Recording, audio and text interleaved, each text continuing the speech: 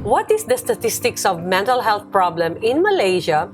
In Malaysia as a whole, from the National Health Mobility Survey, 2023, there are about 1 million people aged 15 years and above in Malaysia suffered from depression. What are the common risk factors that lead them to be depressed, to be anxious, to be stressed? Because most of these young people are the school-aged students. The risk factors are academic pressure and high expectation from parents and even schools. And nowadays, with the advent of handphones, social media addiction are among the risk factors. You have handled many cases. How easy or difficult it is for them to seek help? You know, sometimes they don't understand why they feel sad or angry. Once they know that they are being listened to, they tend to open up. Right. So the key is for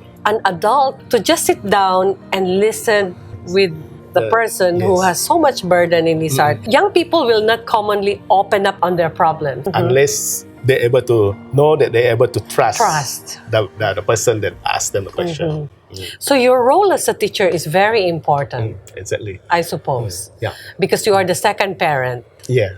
And they cannot go direct to their parents because of the judgment. And then if they see that you are a person with integrity, they look up to and they trust you, then they can come to you. Yes. So as a person who is in charge of a secondary school, what kind of support do you offer in the school with regards to mental health issues in your school? Okay, to begin with, usually every year we give the student the DAS test, the DAS screening, where we will screen the student, every one of them, and we want to identify who are at risk in terms of the mental health issues. Okay, the DAS will identify who has high depression, high anxiety, high stress, and even have thoughts of suicide.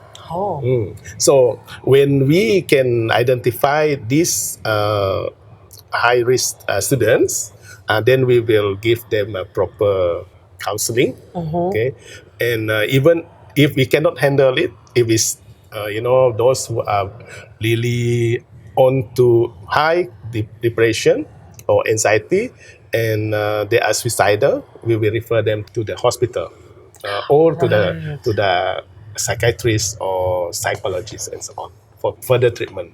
Right. And you do this at the beginning of each school year. Yes. Yeah. So at the beginning of each school year, you already know who are the people who are at risk of anxiety, depression, and those with suicidal thoughts. Yes. Yeah. So those with suicidal thoughts, what specific thing you do for these people aside from referral? Although that's really, really important. Yes. Of course, when we have the student who are suicidal, we will call them for interview. I mean, we will call them for counseling. And then we will ask them many questions. What leads them to think that way or why they want to commit suicide? Okay. If they really say that they're going to do it, we also will follow up with how are they going to do it? Okay. When are they going to do it? And what are the methods that they use? Are they going to commit suicide? So if we see that, that they are going to do it, really going to do it because they already talk about it, then we will call the parent. We have to inform the parent. Of course, yeah. Because parental permission is needed for us to even refer to the hospital. Okay, because we as counselor cannot bring them because they are underage. Okay, so we will make sure that thing is needed. Okay, so we will get the parents to bring them. Okay, and so far we thank God, that we're able to save a few of them who have really attempted suicide before, and they no more, and they're able to complete their studies and doing well in their studies after that. Right. Yeah. So when you refer them to the hospital, they are put on medication. Do you follow them up or? Yes, they will give them medication. Depend on their assessment later on. Yes. Yeah, some of them will have to go a weekly counseling or therapy. Okay, some of them we put on medication, especially if they are really critical at that moment. They really cannot, doing anything else. If they cannot talk about it, then they will give them medicine just to calm them, and then we call them for further therapy. Wow. Do you think in a population of how many 200 students, how many counselors do you have, and do you think it's enough to handle this situation? Yeah, we have one male and one female. Yeah, usually the female one will deal with the girls. Okay, for the male one usually deal with the boys. If you want to say it's enough, it's always not enough. But we try our best, and of course other teachers also, even though they are not doing it full time, but they also helping for the smaller or lighter case. Yes. They know, they are taught how to watch out for red flags. Yes. Yeah. So all the teachers are taught how to identify things that are not normal. Yes. Right. Yeah, we have to equip our teachers also, so that they will able to, okay, this person really need help, so okay, go and see the counselor. Or if the counselor feel that it is beyond their expertise, then they will refer. Right. Wow, that is a very daunting task. Yes, daunting. Yes, exactly. Nowadays the students are very different from our days, right? Yeah. I mean, we never had any, and I cannot even recall one case who has had depression, anxiety, and cannot cope. Yes. Emotionally cannot cope. Not at all. I think we were a bunch of happy kids in those days. Yes. Yeah. Nowadays, different scenario. But it's good that you are able to cope up with the changes, knowing the generational gap between this secondary school and yourself. And I think it is not about age, but it is about openness. Yes. How open you are to their struggles and how much you want to help. I think this really come into play. It's not about the generational gap, Yeah, I believe so. Because even though we are older generation, we don't give advice. We are more to open up to for them to tell, to tell us what actually happened to them, listen to them, and be compassionate. Empathize with them, and work on what they can do to cope with the situation. Right. What about the government? Is there a support from the government regarding this issue? At least as far as Sarawak is concerned. In Sarawak, in Kuching, we have all the general hospitals and the hospital Sentosa that cater to these mental health issues. The Sarawak government itself has developed some policies on mental health. And then mental health strategies that they propose, they want the involvement of the schools, the families, churches, and also the communities. There are a few NGOs who are actually doing this. For example, the Sarawak Mental Health Association, they have their own free counseling service, so on. And then, of course, the Sarawak government itself, they support all these mental health initiatives by the community.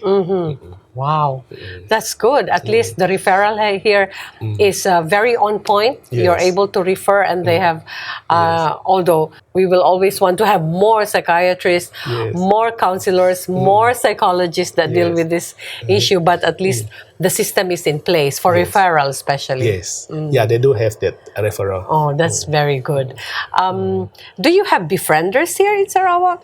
They do have members here, and they also operate the 24-hour service for those people who need help. Okay. And of course, you're working in Sunny Hill Yes. Secondary School, Yes. Yeah. and some students go to you for Yes. counseling most Yes. of the time. Yeah, most of the time. And Yeah. the community probably around that area can also come to Sunny Hill and Yes. avail some Yeah. services From the school. from the school, Yes. because you have that. And I think every school must have. Yes. Yeah. In fact, in most of the secondary school, in Sarawak, they do have the school counselors who are Right. trained and able to give the counseling service to their students. So the Ministry of Education have that in place, especially for the secondary school. Right. What does it entail to be a counselor? I mean, would you encourage, for example, your children or other young people to go into this line? Depend on their interest, but we need more counselors. We need more psychologists. We need more psychiatrists, of course. And if my children were interested, I would really encourage them. Yeah, and I also want to encourage any young people out there who like to help people. Because this is not something that you are forced to do. It is Right. something that must be from your From own from your heart. Your heart. You cannot be okay. I do it because for the pay, or Yes. for the for because I don't have any job, so I do it. It will not be effective. Because people can see whether you are genuine. Yes, genuine or not. Yes. Yeah. In the past, nobody wants to talk about mental health issue.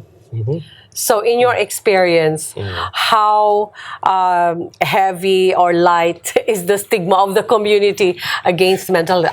Are they still like shoving it under the carpet, don't want to talk about it? Or is it more like, okay, let's talk about it and see? In my experience in the school, once we identify the person having depression, anxiety, or high stress, when we tell the parent, some parents accept, some parents say, I never know. How come they keep Yes. asking question, why? Right. So when I hear the comment like that, I see that they are still defensive about it. They don't want their kid to be known to have this kind of issue, mental health issue. So even to the parent, it's hard to convince them Yeah. that the child have that mental health issue. But we, as a counselor, also we need to educate the parent and say, okay, Right. look, you don't have the explanation for their behaviors, right? Okay, now we are telling you that it is because of this issue. You can deny it, but the fact is there. It cannot go away. So you need to do something. Okay. So when they accept, then it's okay. Okay, but you see, problem with stigma is the delay in getting treatment. Yeah. For example, we have one child. We already know that the person has a depression, a very bad depression, and also have suicidal thoughts. I talked to the parent, and the parent said, "Cannot be, cannot be." Denial. Yeah, deny. Denial. I said, but if you don't do anything, I'm telling you now, if anything happen, I have no more responsibility. Okay. Right. So at last they say, okay lah, Yeah. reluctantly accept, and then true enough, when I asked them to go for referral, they Wow. So it's just like cancer. yes. The earlier you diagnose it, the better is the chance of living and having quality life. Yes. But the more you wait, the more it will be harder, Harder, for the specialist to take care of it. Yes, exactly. Because you see, the mental health is just like the physical health. If you don't take care of it, Yeah. the physical health, you don't take care of it, it will be Correct. become worse, and you Yes. don't have the quality of life. Similarly, with the mental health, maybe more so. Because without mental health, there is no health at all.